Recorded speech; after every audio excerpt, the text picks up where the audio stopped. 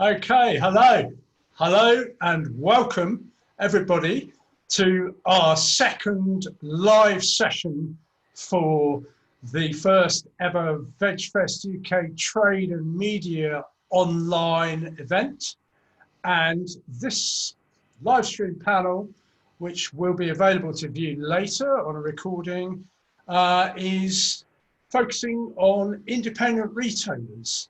And of course, independent retailers have been facing some extraordinary challenges during the last few months, as indeed have all of us in our different ways.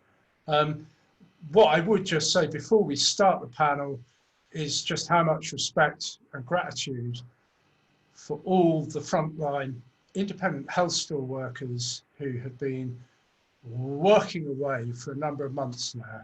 A deep extension of gratitude to keep this trade running, flourishing, and at the front end especially.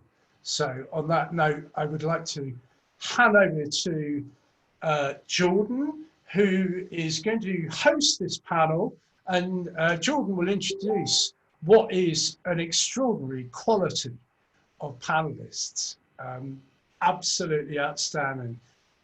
Quality of panelists representing here independent retailers specializing in the distribution and sale of vegan and plant-based options for independent suppliers.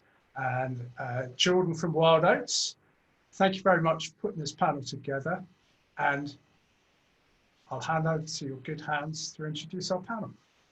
Thanks ever so much, Tim. So hi everyone, thanks for joining the Independent Retailers webinar. My name is Jordan and I'm just here to host the webinar and make sure that we stay on track.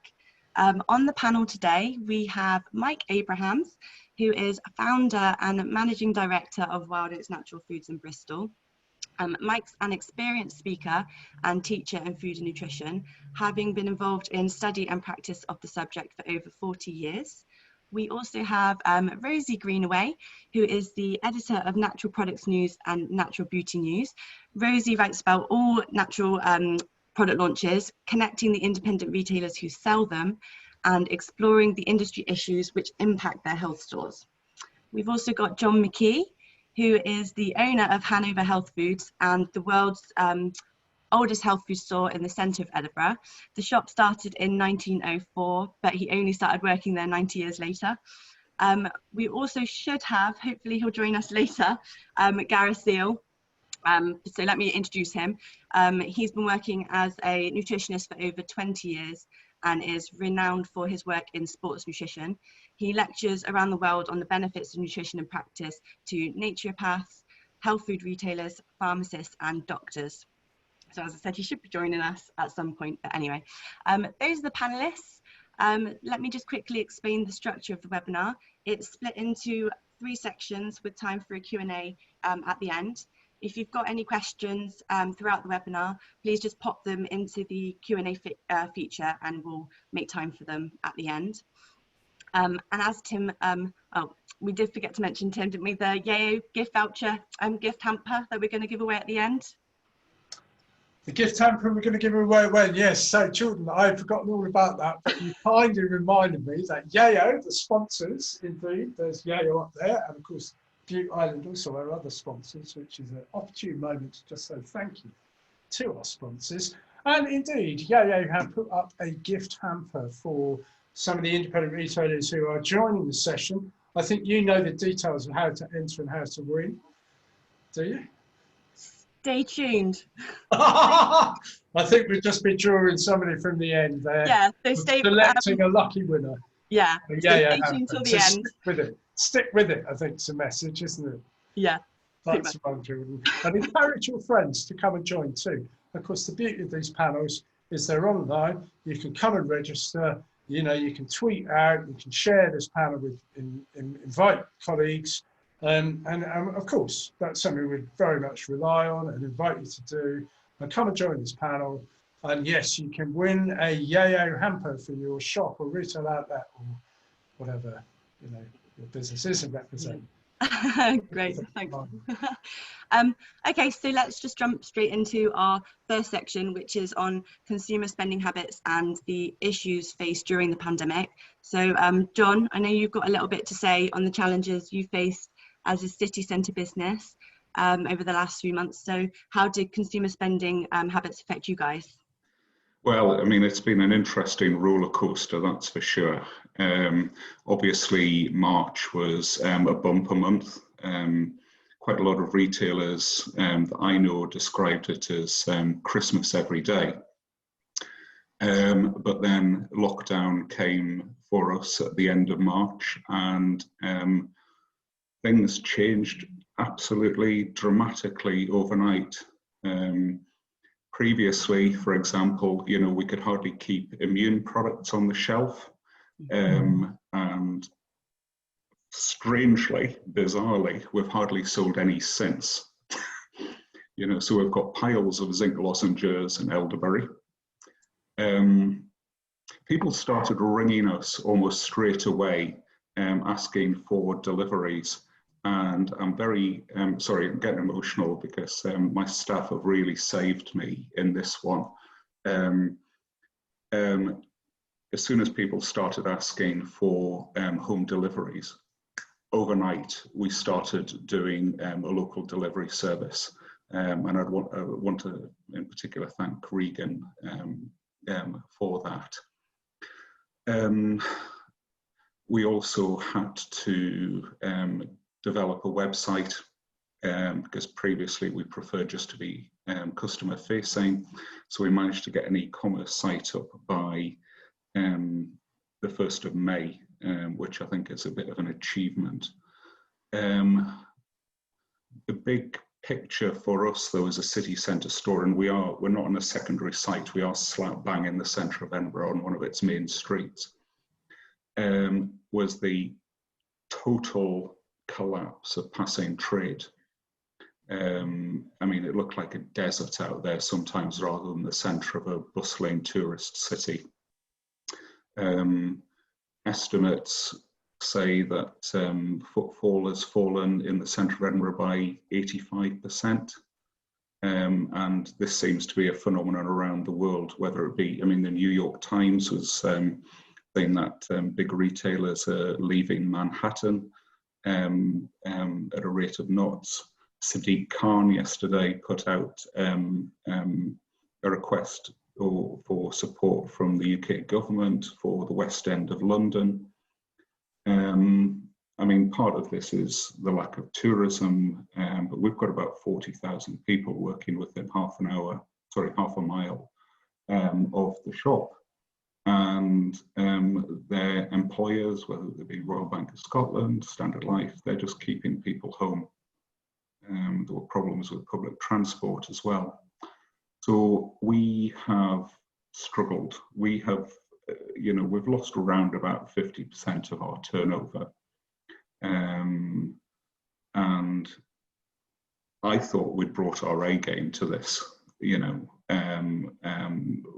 but we're having to reinvent ourselves almost every day, even now. Yeah, I mean, the customers that we're missing in particular, perhaps young vegans, you know, who might be working in hospitality, catering, in offices, they have vanished. You know, so our food sales are halved. But I mean, you know, I think this is primarily a city centre problem. Other health food shops, you know, which are in villages, small towns, urban villages, you know, outside of the cities, outside of a city centre, on the other hand, seem to be thriving at the moment, which is good. Okay, brilliant. Thanks very much, John. Rosie, I know you've got a really interesting point on the phases of consumer buying behaviour in the crisis, as well as stockpiling. Do you want to explain a little bit about that? Yeah, absolutely. I mean, first I'd just like to say I actually got a little bit emotional listening to John there. I know. Yeah, I can just hear the emotion. And I'm sure that the last few months have really taken their toll. And yeah, I kind of really commend you for your continued spirits and kind of pushing through and keeping going. I think it's amazing what you're doing.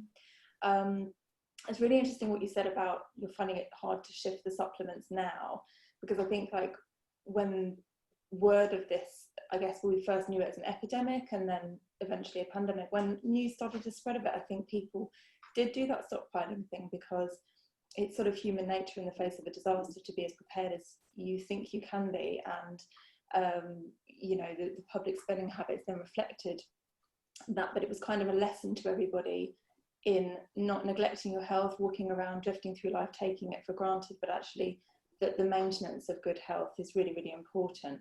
Hopefully that's something that's going to stick around. But that kind of stockpiling element with the VMS, when we came across some research by this US wellness specialist called SPINS, it actually kind of really made sense. They broke it down into 4 categories.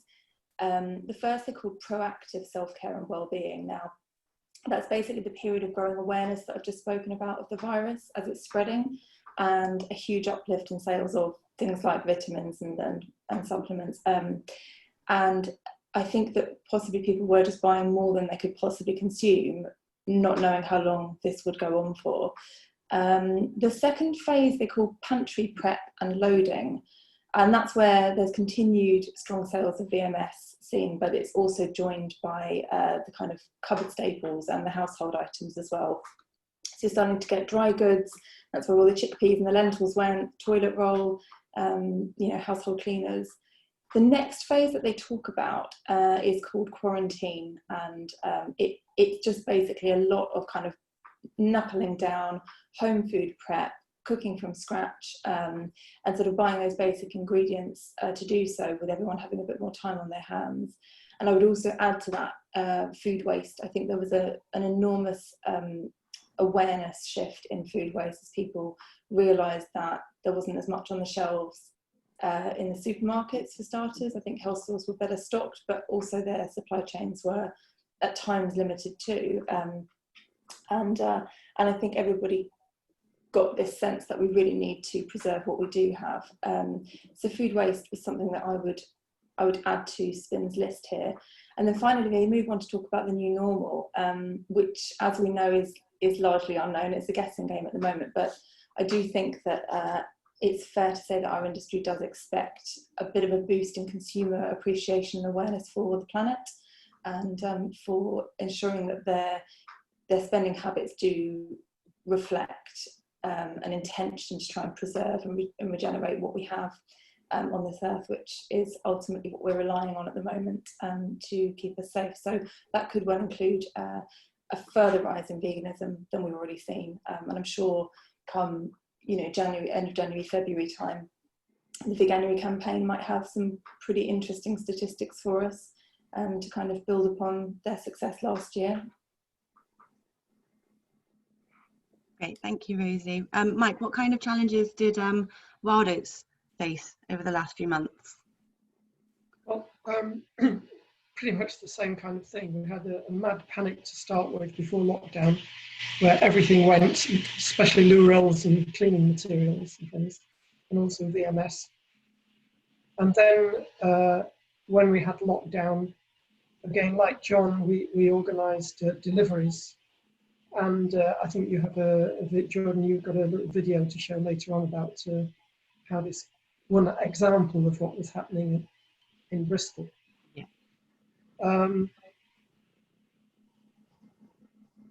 Our turnover has sort of gone down slightly, but surprisingly, it's pretty much the same as last year, not much lower, despite the fact we have people queuing and only 4 people in the shop, and all the various precautions, screens and things like that. In fact, just after lockdown, we actually shut the shop for a week and lost a week's turnover. But the staff were actually run ragged prior to that because of the massive plundering of the shop. So they had a week off, and in that week we actually completely rearranged the shop, putting in demarcation lines, arrows for traffic flow, getting the screens in, getting all the materials we needed for public and staff safety. and then we reopened, and yes, surprisingly, things trundled on pretty much as they had been doing, and that was really surprising. One thing that had changed was, again, supplements, as you saw, John, supplements plummeted. I guessed it was something to do with people loading up in advance and now had enough to keep them going for 6 months or so in nutritional products. But obviously food sells faster than that and is consumed faster than that. What else? I think that's basically it. Yes, we saw, oh yes, and then recently the school holidays happened and we saw a step drop in turnover. It was quite dramatic. And that has continued since the beginning of the school holidays. So we're just looking to the end of the school holidays to see if that recovers. But it also might be something to do with the hot weather, because we know every year food sales drop as the temperature rises, and especially bread sales just plummet when the temperature goes up above 20 degrees. On the subject, Rosie, you were talking about food waste. Just if I can drop in, one of our customers actually went down to the Seales during lockdown to work on a farm there. And the newspaper yesterday published a centre page spread on her approach to eliminating food waste or reducing it. I don't know if you saw it. But what she's done is, because she's working on a farm growing fruit and veg, she's been exploring, for example, carrot tops and how to use those, and discovered that she can make pesto from them and soups. And the same with beetroot leaves and things like that, using vegetable leaves that would normally be thrown away to wrap, say, rice, brown rice, to make those Greek delicacies. And she's just discovered ways of reducing fresh vegetable waste, about 95%. Fascinating little article. Thanks, Mike. I know, Rosie, you've quickly got something to say on beauty and personal care. Yes, but before I do, going back to what Mike was just saying about the food waste, I think that's amazing that, you know, she's kind of learning all of that on this farm, that the eye has picked that up. That's really, really good for general public awareness. I know the Seale Association were doing some quite interesting work as well with vegetable waste, and I picked up a really nice cauliflower leaf curry recipe from them, which I thought was absolutely brilliant. And kind of thought to myself, why have I never eaten cauliflower leaves before? I felt a bit ashamed, really, that it's just perfectly good food that we've previously thrown away. So that was a lovely wake up for me.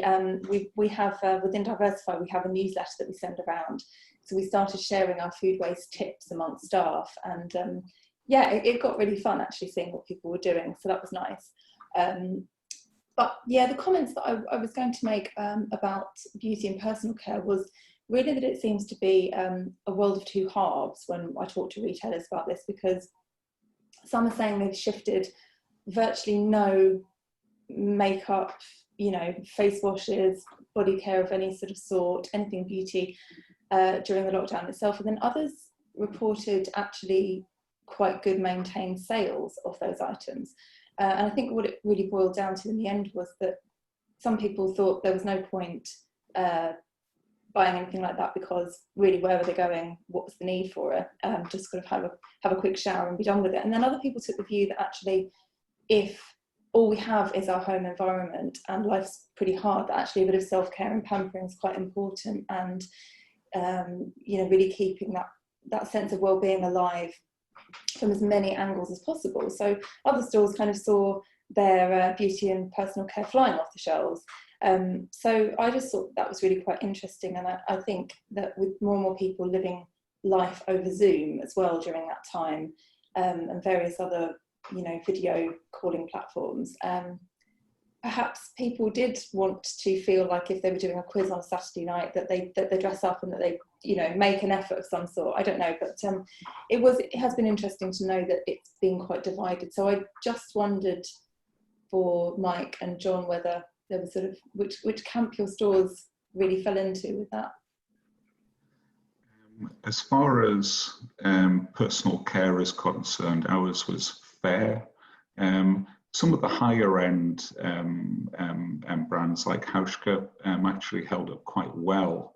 The middle and soap bars, soap, yeah, okay, maybe soap did well, but not the shampoo bars. And that sort of like brings me on to something I wanted to say about one of the dynamics of the market over the past 4 months, is that a lot of customers are going to other channels and other retailers and even to the brands themselves, which kind of like worries me for the future when brands are using their wholesale and retail margins to sell cheaply and supply fast delivery direct to our customers, rather than directing them towards retailers. Because we've had next to no support on social media or by any other means from the brands whose products we have thousands of pounds worth in our shop. I think they should be doing more. I mean, I understand, I spoke to one major supplement retailer a few months ago, and there was a sense that maybe desperation, you know, they could see sales falling abruptly in some stores at least, and they just wanted to hold on to their customers. And if that meant taking our customers and supplying them direct, that seemed to be okay with them. But long term, it's not okay. You know, it's going to cut us out. Mike, did you have anything to add on that one? Oh, Embarrassingly, hang on, where have I gone? we can hear you, don't worry. Okay. I haven't actually got the figures of the cosmetics and skincare to hand, so I can't actually say offhand how they went. But on this business of brands support, I agree with John that it's quite a serious situation where, in effect, they're going into competition with their customers. And it is quite worrying. For the smaller brands, I can't see it working in the long term, because if they have to start supplying individuals with products rather than shifting boxes of products, the labour intensity of that, the intensity of that is going to cost them in the end. I don't think it's practical in the long term. But on the other hand, the bigger companies, they can certainly put in infrastructure to do that. And that is very worrying for us. I just wanted to go, sorry Mike, carry on. I want to say, in the meanwhile, we are busily setting up online sales facilities so that we can actually sell online. But again, if the brands are selling at discount, then we can't compete with them. I just wanted to go back quickly to something Mike spoke about earlier, and how quite a lot, oh, see you again, Mike. Quite a lot of the independent businesses and smaller businesses made that jump because they were really pushed by the pandemic to sell products online or make those measures, put those measures in place to be able to get the products to their customers at home without them coming in store. So at Wild Oats, we put online order form on the website, so customers that were shielding at home, staying at home, could get their orders to us. And we set up a delivery system for customers in the closer area to us, because we're still quite a small business, to be able to get to them. But obviously we are competing with the bigger places. We are competing with the places that Mike said sell them cheaper. So it's about kind of setting us apart from the rest and saying we're in it because we really believe it, and we're there, we can give you advice. We're not just kind of flogging it for the profit. We're doing it because we stand behind it and we really believe in it. So if anyone's got anything else to add to that, I'll just move on to the next section. Fabulous. So this next section is about uniting a community, which I suppose we kind of touched upon just now, but it's really important to kind of keep both your customers and your staff as safe as possible during the pandemic. And we always heard, what's the slogan? People would always say, oh, we're doing this because we're trying to keep you and our staff as safe as possible. But I think that kind of sentence, that narrative, does dilute quite quickly because it's used by so many businesses. How are you really, trying to get that across to your customers? So I just wanted to share my screen with you for a couple of minutes and play a YouTube video about how we at Wild Oats helped our community. So bear with me.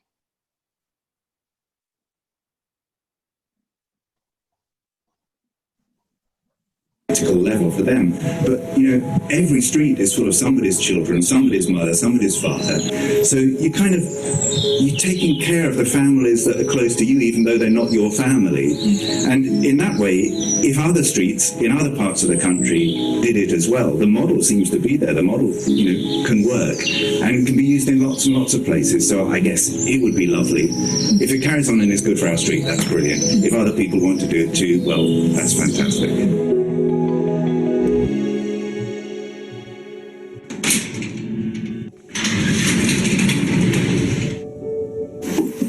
The shop came about because, well, for three things really. One was we've got about 40 households in the street, and so that's 40 lots of shopping trips to a supermarket with queues and all the rest of it. If we could get all of those condensed into 1 or 2 trips by one person, then we'd be enormously cutting down on the amount of contact that people had to have. The other was that even now we've got people self-isolating in the street, and that can only, that's only going to grow. So I think that if we can find a way of getting food to them, then that's got to be a good thing. And the third reason was that, everybody's focused on the supermarkets and the supermarket supply chain. There's a huge strain on that. And so what we're doing is we're focusing on the local shops. And that means that those companies, which otherwise could lose trade and disappear, they're getting trade in the meantime.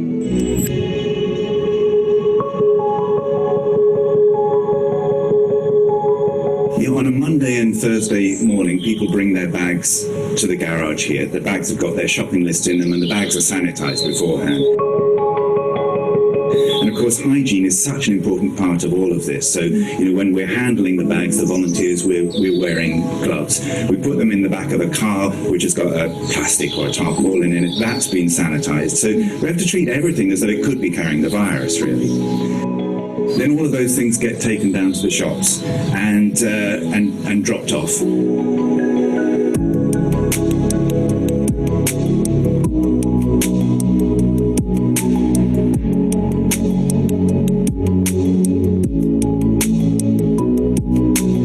And then by the next morning, the shopkeepers have filled the orders inside the bags. They put the stuff through their tills and they've put the bill inside each of the bags. So then what they do is they put them on the street outside the shops and we can pick them up from there. So it's brilliant because it's completely cutting down on any kind of human contact. Then we bring them back to the garage here, set them out,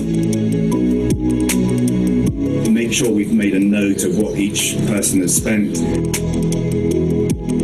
and then people come and collect their bags from the garage.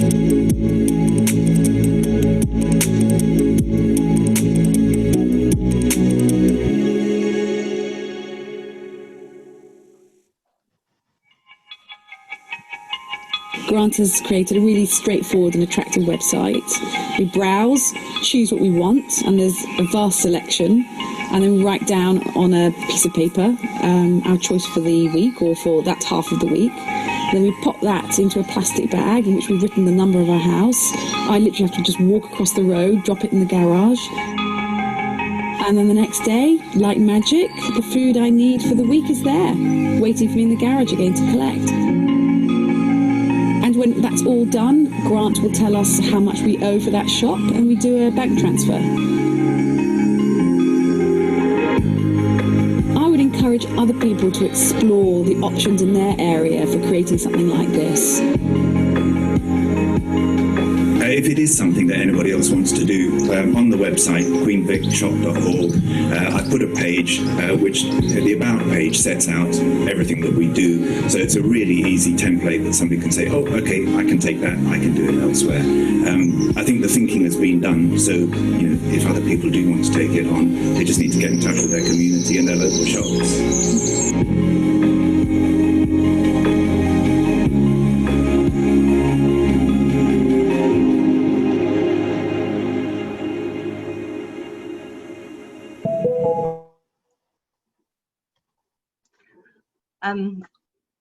I love that video. I think that's a really great little YouTube video that I think you could share with other businesses, share on your social media platforms. If you wanted to find it again for yourself, it's on YouTube, and you just need to search for the Garage Grocer.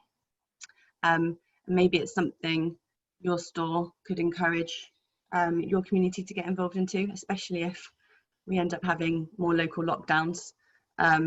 Something that we could really get on board with. Rosie, what kind of things did you notice retailers doing to serve their communities? Hiya, Jordan. I loved that video too. I thought that was amazing. That was my second watch of it now, and I just love the community spirit where, how amazing that he is willing to share this model as well with other people, that they can replicate it in their own communities. So yeah, I'm a big fan of that. I think it's very inventive, and it's kind of what we know independent retailers to be. They're resilient, they're innovative, they find quick solutions around problems, and I've got nothing but admiration really for that. Obviously the click and collect things were really, really common, became really common.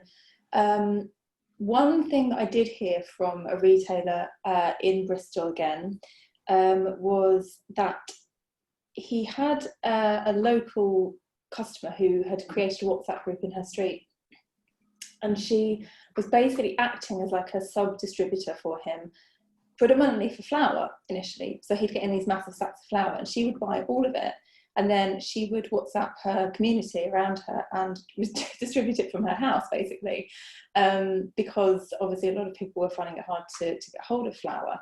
And there were a few other stories of things like that happening, where the customers were sort of acting like a retailer themselves. And I think it helped in the sense that it would shift a large amount of stock for the retailer, and then also help out the people around that wanted those things.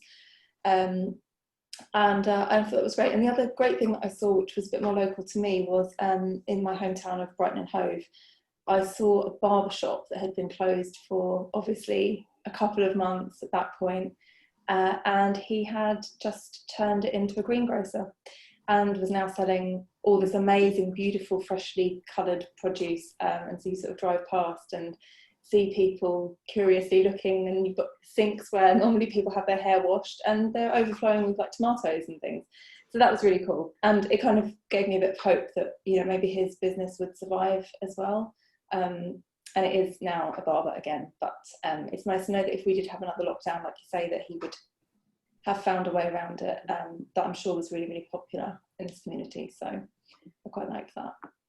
Yeah, we had that on our street as well. It's outside a restaurant, and they had like a greengrocer outside. It was just really nice to kind of see the high street open again and actually being in use. And it was, like you said, it's a lovely way to make use of somewhere that would necessarily be shut during this time. Definitely. Yeah, and there was also the same sort of thing of just trying to pivot around the problem, really, that we'd see sort of sometimes delis and cafes that wouldn't normally sell fresh produce taking it in from their local farms, and likewise you know, veg box schemes, selling things like bakery items that they wouldn't normally sell, just to try and keep their local businesses alive as well. So I really liked that sharing way of working and like diversifying their products a little bit. I thought it was great. Yeah. John, how about you? Oh, sorry, did you say John? Yeah, sorry. Yeah, I mean, those kind of things were also happening on the fringes of Edinburgh and surrounding areas as well. I think one of the types of initiative which, you know, might have made a little bit of difference to us was local web designers just randomly deciding to set up what's the word? Not directories, or online directories and websites of local businesses that were still trading through the lockdown. You know, so I want to take my hat off to those. But you know, fundamentally, you know, the bus service was cut by 80%. You know, people were shielding, and people didn't want to travel in. There will be other lockdowns.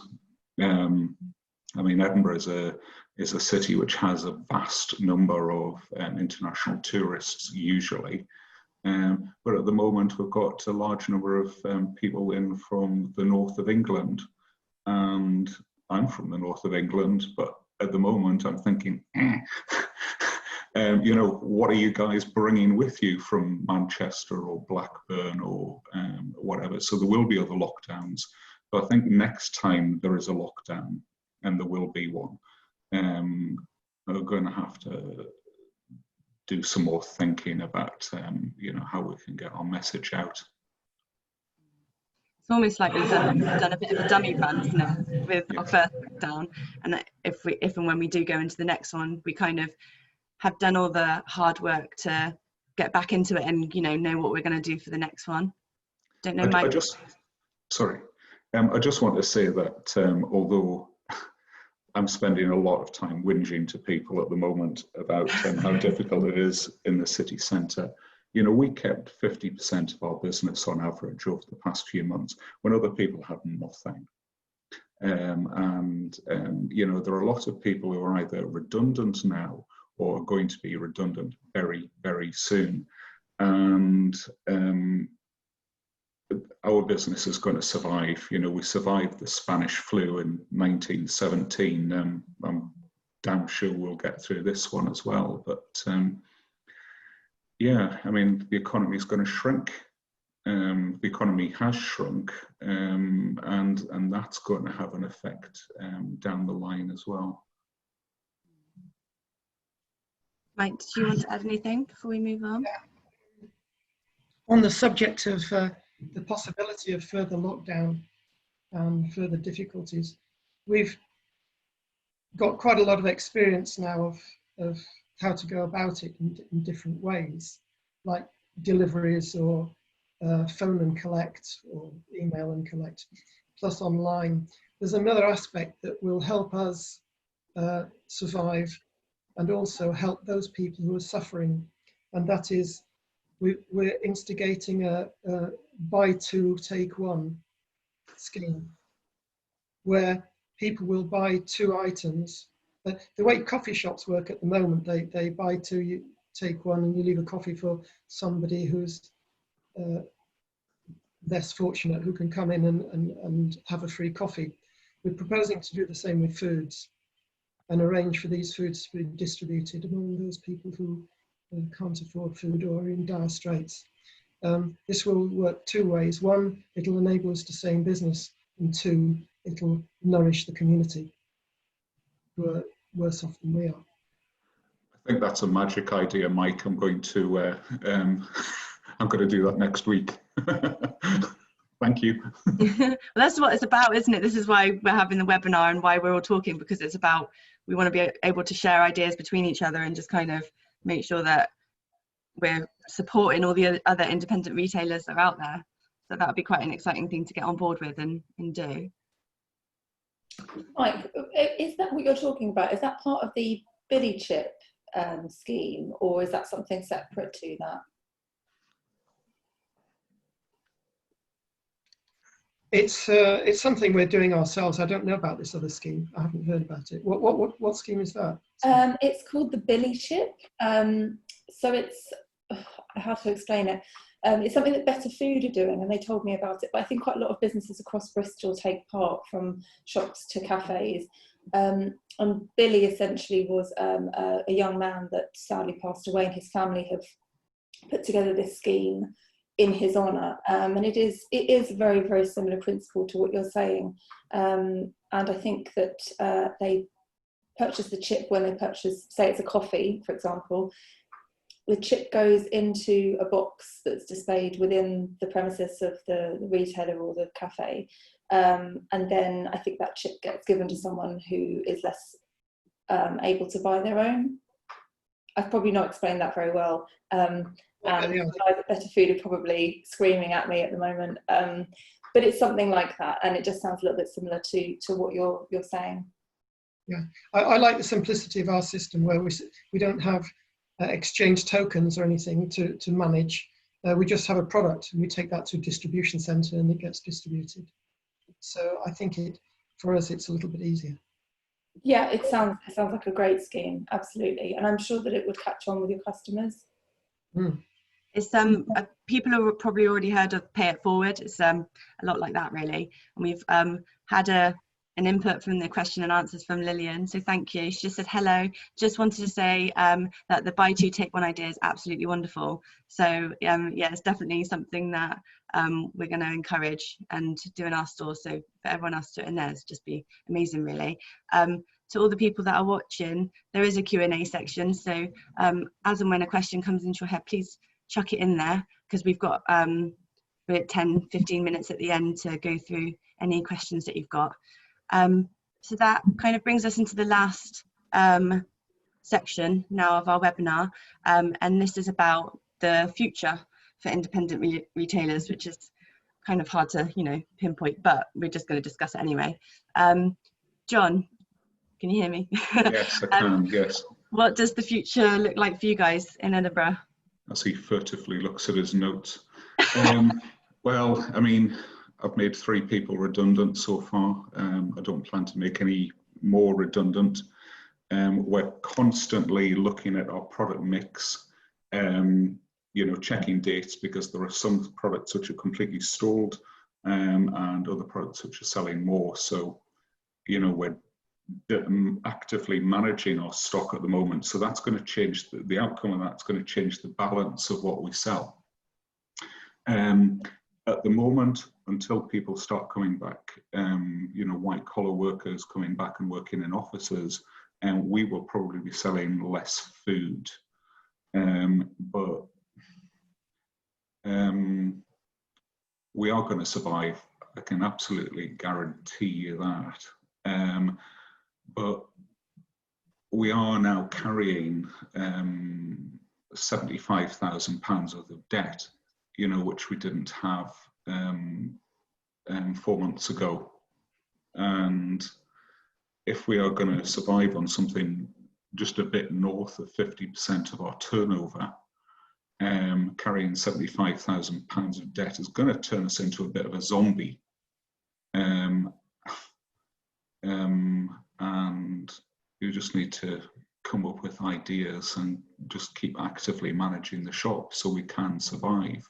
We are pretty much totally dependent on Edinburgh City Centre opening up again, and that is out with my control. But by doing things like this, stealing ideas from the likes of Wild Oats, we will evolve the right way of surviving this with remarkable evolution over the past 4 months, and we just need to keep that going and keep ourselves level and nourished and sleeping to make sure we can survive. Thanks so much, John. Rosie, I know you've got a point on consumers becoming more aware on environmental issues, and I think that links really nicely onto something that Mike wants to talk about plant-based eating. So if we just start with you, Rosie. Yeah, absolutely. I mean, I just think that the whole nature of a pandemic, which nobody I know has lived through before, that's for sure. I think it just naturally increasingly opens people's eyes to matters of the planet and environmental issues that they may just not have thought about in quite so much detail, about the impact of everything that we do, and not just around the world, but also in their local vicinity, as I think local issues become more and more important to people in this time. So overall, I can't see how this would do anything but boost the sales of ethical products. You know, everything from what we consume to what we put on our bodies, to what we clean our houses with, and then the way that we live as well, outside of the home. And I think when it comes to like special diet, which obviously, you know, vegan would count as, and lots of other important special diet considerations, the supermarkets just don't have enough range to cater for these people. And this is where health stores have the upper hand, basically, in one of many ways. And I do think that if there is an increased awareness of these environmental issues, and if we do see more people turning to a plant-based diet, then hopefully this is just going to see a bit more footfall in those health stores. And yeah, I appreciate what John is saying about the city centre stores, and I think that must be very, very tough, knowing that there are a lot of offices that aren't open and may not open for some time.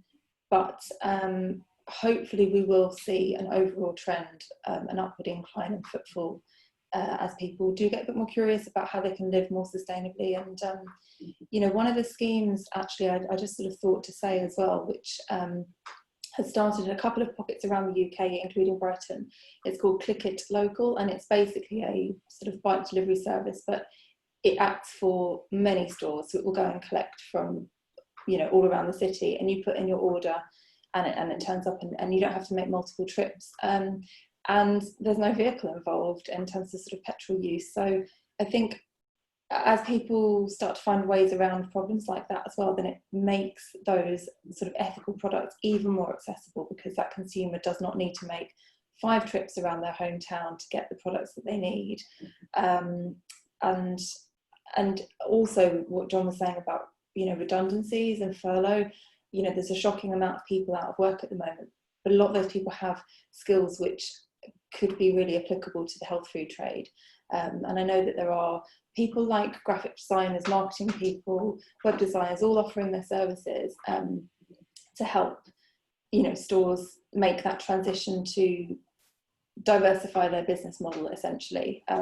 So I hope that those opportunities arise for these small businesses, and that they get to feel the benefits of continuing to think outside the box, because it's obviously something that independent retailers have been doing since day one, you know, of existence, but I think now it's kind of more important than ever. But I totally believe that they can do it. An opportunity occurred to me a few weeks ago when a customer who was 13 weeks into her recovery from COVID came in. I had a viral condition about 6 years ago and had post-viral fatigue. And most health food shops are in a really good position, because, you know, we deal with people with ME and fibromyalgia, have done for years.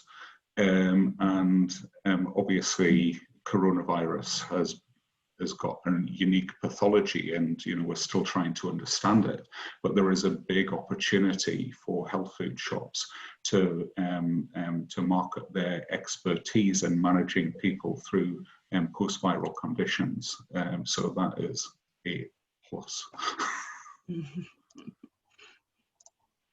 Thanks, John. Mike, got anything? You know, you've got your plant-based future to talk about, but is there anything to add on that? Well, there is this huge wave of interest in plant-based and vegan food at the moment. And different people are coming from different directions. Some because it's avoiding cruelty to animals, some because it seems more ethical, others because it's the thing to do, it's the current fashion. But in all of these groups, and I take John's point about COVID. It's one I won't talk about now because you've gone through it, but that's an aspect of this. The other thing is there's a huge amount of illness and obesity, even in these groups.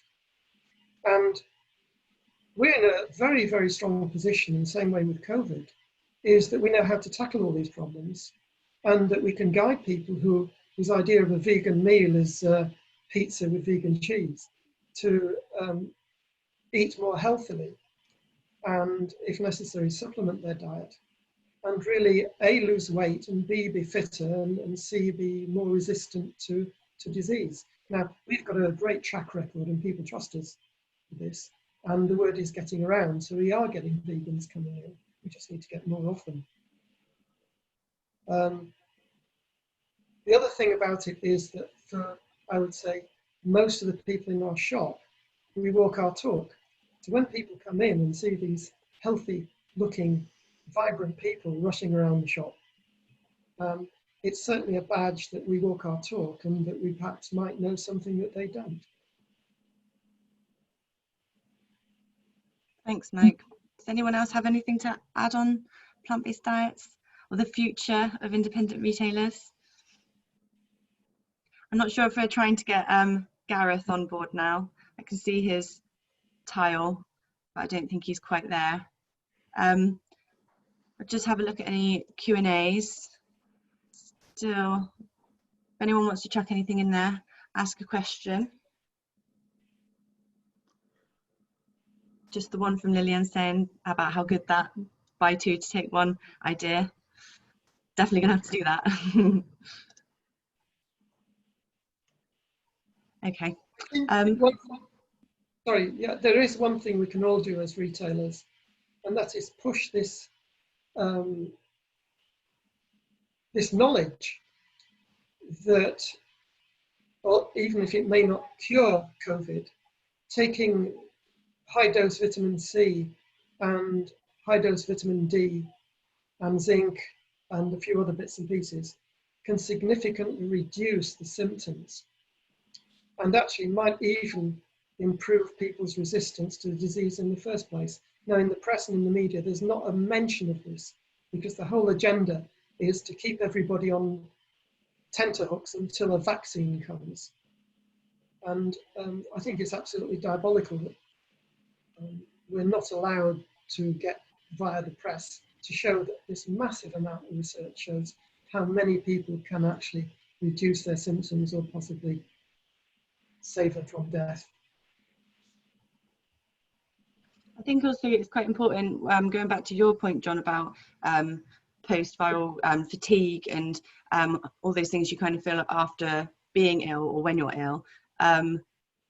Yes, you can go on Google and you can Google anything and it will tell you, you know, what you think you're reading is right or it's just completely wrong. Going to your independent store, you can talk to all the staff in there, especially at Wild Oats.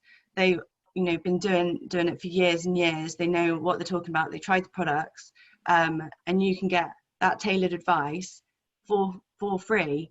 So in the long run, you're saving money from buying the products, trying things that are not necessarily right for you, not necessarily something you should be doing, and also saving time from trying to work out what you need to do from Googling it. So I think it's important for independent retailers to really get it out there that yes, okay, you could go online and you could go to a big retailer and buy products possibly cheaper, but you're getting the whole package from the smaller health stores, and that's really something that I personally think is really important to drill into customers. Yes, that's what we do. That's why we're here.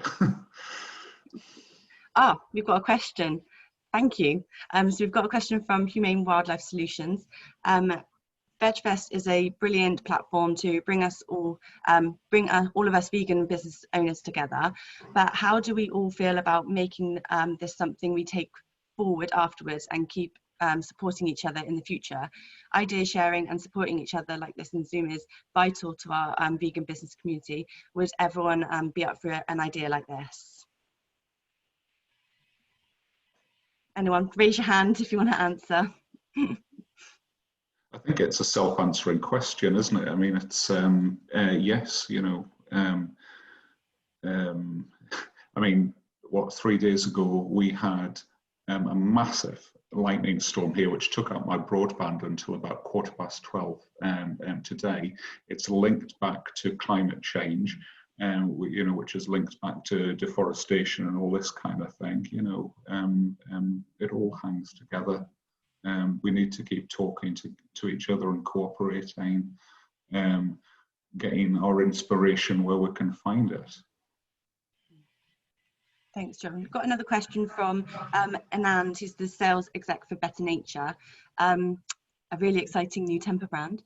I wanted to understand how to better support the great independents across the UK who stock our products. Apart from social media shout outs, is there anything else we can do to help? Is there anything that is particularly annoying that sales reps may be doing where they don't take into account certain pressures that you're all under at this time? I can, one of the things, we've actually banned sales reps now, and 1 or 2 companies we've actually discontinued because the sales reps are just barging in when we've only got an allowance of 4 people in the shop at any one time. Then a sales rep coming in, taking up staff time, is reducing our sales by 25%. And they come in unannounced. Now, it's one thing to have an appointment and agree to meet at a certain time and place, but just barging in under these conditions is totally unacceptable, I'm afraid. Anyway. I think one thing as well, yeah, the social media shout outs are great, but we're coming into a time now where you can't just keep churning out top level content. It needs to, you really need to drill down and really need to better describe it, better explain it to your customers, because they're not just going to buy it because they see a picture of it. They really need to understand your product. So I think if sales execs and can get you all your supporting material that you need to really push a product, to really sell it, I think that would be a lot more helpful than just giving us a nice picture to put on social media, if that makes sense. Do you think there's any more questions? I think, again, this question from a supplier. Hi, Tim. About what they can do to support us. The main thing is to explain why their product works. And I know this is very difficult because of EU legislation, but the more information the potential customer can have about the product and why it might help them, what solutions does it offer to their problems, is going to make them more interested in it. Rosie, did you have anything? I don't know if you had anything to add on that bit. No, I think. Sorry, I didn't mean to put you on the spot. I thought you had something to add to it. It definitely wasn't about that. I might have had a thought about 5 minutes ago, but it won't be relevant anymore. But no, I'm not really in a good position to comment on what the suppliers can do to support the stores. It's not really my domain. But yeah, like Mike said, as long as you just get as much information on the product as possible, we can really try and explain it to the customer a lot better.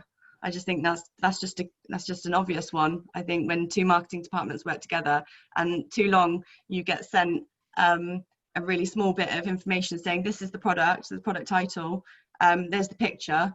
Now try and sell it. So, well, I really need to know the features and benefits of it to really sell it and to really push it towards for the customer. So if you don't have that, it's just not gonna move. I've noticed a drift back to the old style reps and selling techniques where they say, here you are, take 100 and we'll knock 10% off the price. You know, how long is it going to take us to send 100? Those are not the deals we want. What we want is something that will enable us to sell. Okay, if they've got a magic message that will sell 100 in a week, that's fine. But more often than not, no.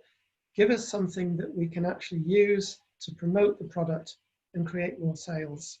And it's not doing by bulk buying. That's not a solution. We have got another question from Sarah. Thank you, Sarah. It's a name I recognise.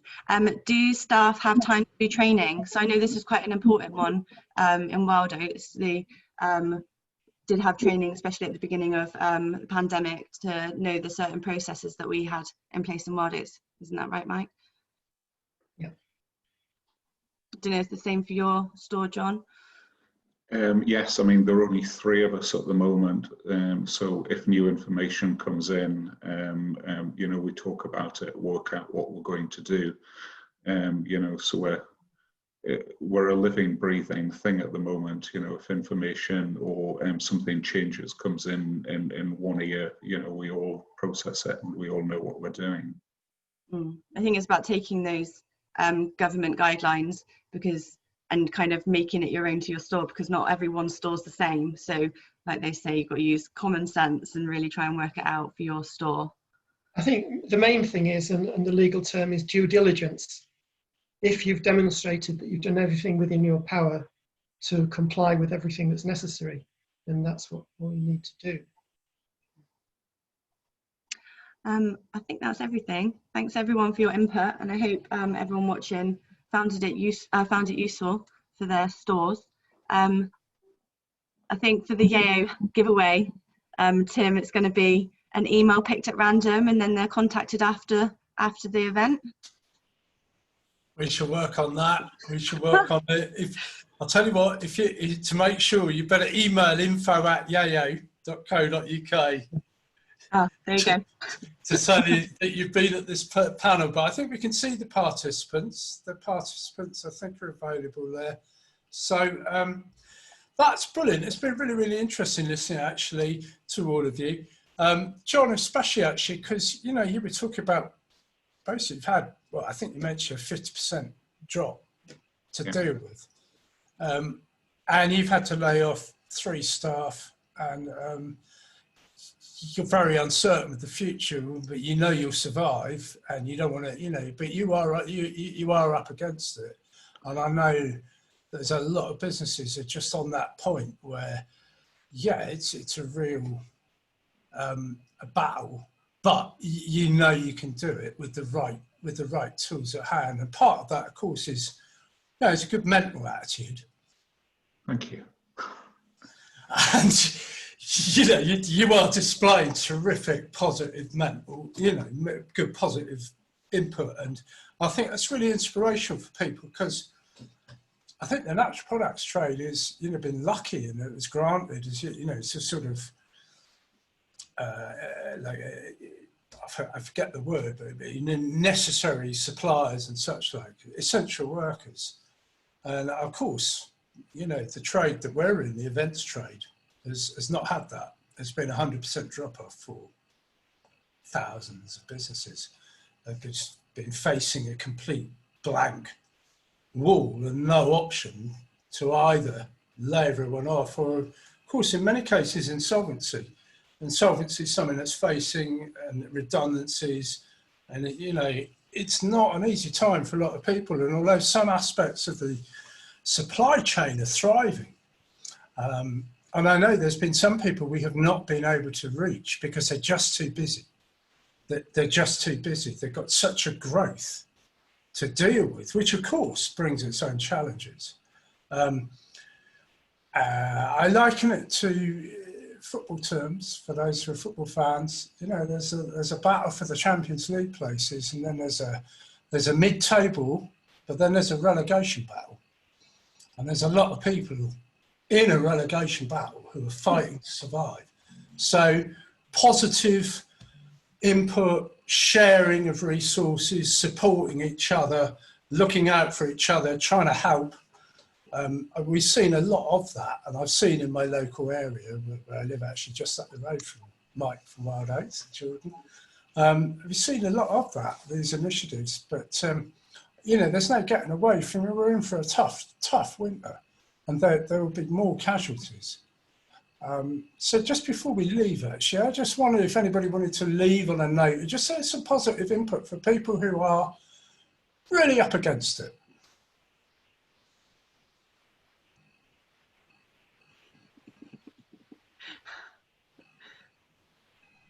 Oh, go on. Oh, sorry. Oh no, go on, John. Yeah, I mean, you know, we've been all throughout, you know, we've been kind of like talking to Dee Atkinson from Napier's and Kate, who's our local Neil's Yard franchisee. And just by exchanging information about how much we are down and how badly the week is going, it's actually managed to keep us all motivated. I mean, when Neil's Yard had to close, I bought all of Kate's Viridian stock off her, so she had extra cash flow. But just keep talking to people, I think. Yeah, I would. Similarly, I just think there isn't probably a single person who's currently employed that isn't worried about that changing in whatever industry they work in. And so I think as a local, national, global community, we just have to try to look out for each other in whichever ways that we can, support each other, share information, share things that are working in our businesses, share things that aren't working, bounce ideas off of each other as well. And I think the retail community, certainly in natural health food stores, is really close-knit and really strong in that way. I know there is sometimes rivalry because it's business, but essentially they're all fighting for the same mission. And I always really feel that they're rooting for each other. So I think that whatever part of this system that you fall into, whether you're a brand or a distributor or a retailer, you know, I'm not quite sure who we've got in our audience today, but everybody's part of the cog in the wheel, or whatever the expression is. Just keep doing your bit as positively as you can to support the people that are also on the same kind of mission. And I do feel that we're lucky working in the sector we work in, because we kind of know that this is part of the solution to finding a way forward for health of the people, health of the planet. And it's certainly not the solution to go back to our old ways. So we're really lucky that health stores were able to stay open, to keep consumers fed and watered and well. And it's now, I guess, part of our job to keep trying to spread the education about why living in this way, plant-based, ethical, all of those concerns is quite important, and hopefully more and more people will catch on. And I just had one more thing to add. We were talking about vitamin C a while ago, and I think, Mike, you were venting some frustrations about how it's suppressed in the media and everything.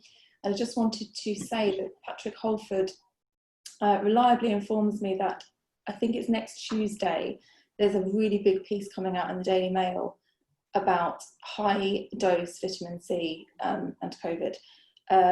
Obviously Patrick writes a column for us every month, and we hear him talk a lot about vitamin C, but I think to have this research that's been undertaken by doctors around the world, you know, ICUs, I think to have that come out in such a big way in the Daily Mail and to reach that readership, it's a start. So I know he's very excited about that. He promised to send me the link once it comes through in case I miss it. But, you know, let's just hope that people are listening and that they know that there is another way than what they've always been told, and that is part of the natural health food trade. So fingers crossed. It is all about education, education, education in our trade. It has been from day one. When I first opened the shop in 1980, I was having to import stuff from Holland, from France, from Belgium, because it wasn't available here.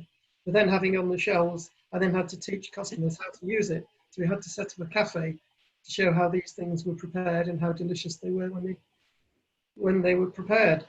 And that generated a demand. And of course, that's happened as a groundswell across the country. And so now, you know, things like rice cakes, tamari, miso, seaweeds, all these kind of things, rice cakes particularly, were unheard of in those days.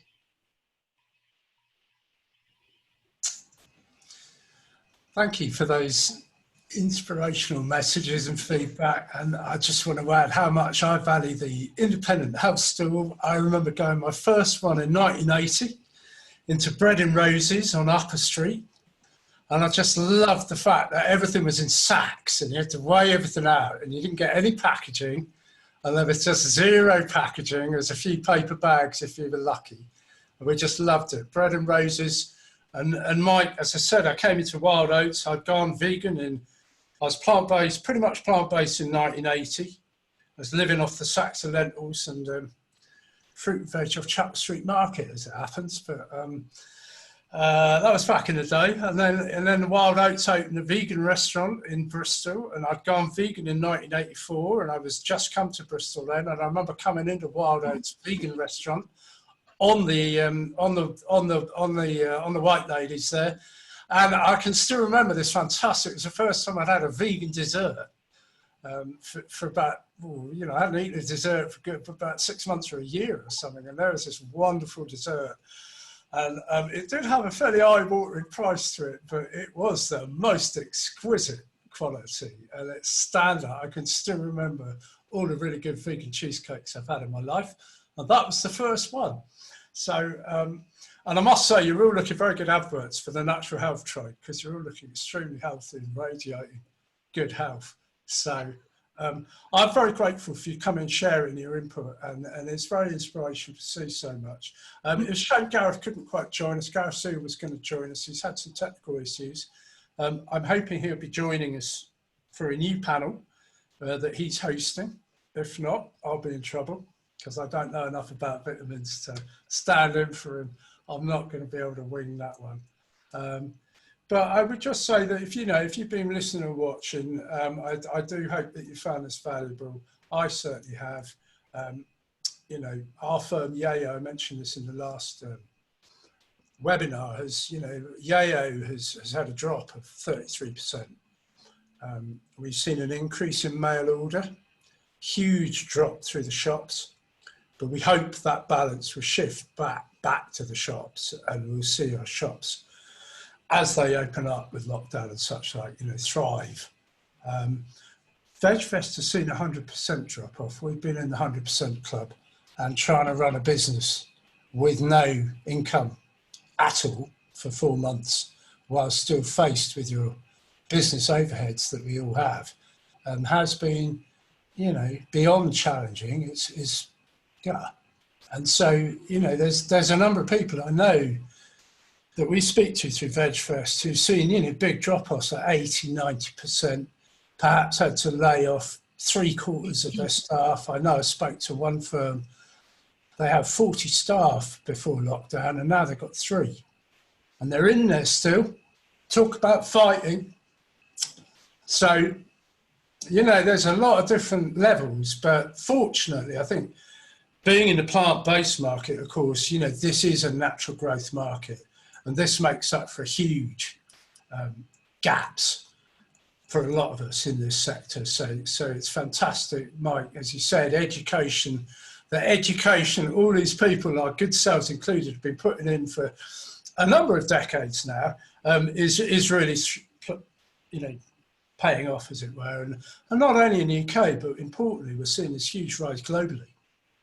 I was lucky enough to be addressing Vegfest Morocco 2 weeks ago to the whole of Northern Africa, of vegan communities in Syria, in Lebanon, in Algeria, and such like, fantastic, thriving vegan communities. And it's just one of the beauties about this online aspect is we can indeed go global.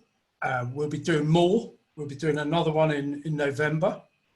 And then a bigger one really next March, which is more in tune with the natural products kind of trade element. That's, I think, when a lot of the independent shops hopefully will be more back on their feet, looking for new products, maybe even whole new ranges. So, on that note, I'm just going to say a big thank you to Butte Island for our sponsorship. I'm also saying we have our Friends of Vegfest scheme available now. It's a free event. If you found it valuable and you're in a position to make a little donation towards costs, you're welcome to. We're not shy to ask. And like John mentioned, actually, it's better to be honest. It's better to be honest. There's no point in hiding. You might as well be upfront and honest and do what you can and fly straight, be brave, clench fists, and keep fighting. So on that note, I will say a big thank you, especially Jordan, for hosting and putting together this wonderful panel. I really am inspired by it. It's a real gratitude.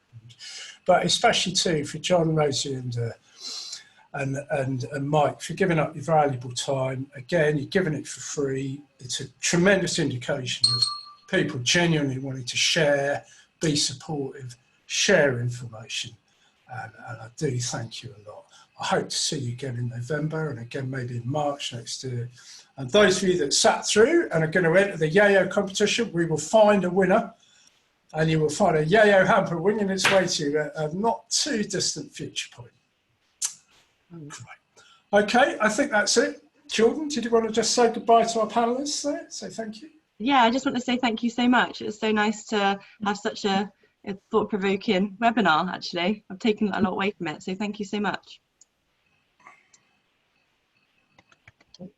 Okay, John, Rosie, Mike, Jordan, thanks very much. Thanks you for listening. Tim. Thanks, everyone. Bye. Bye. Bye. Bye.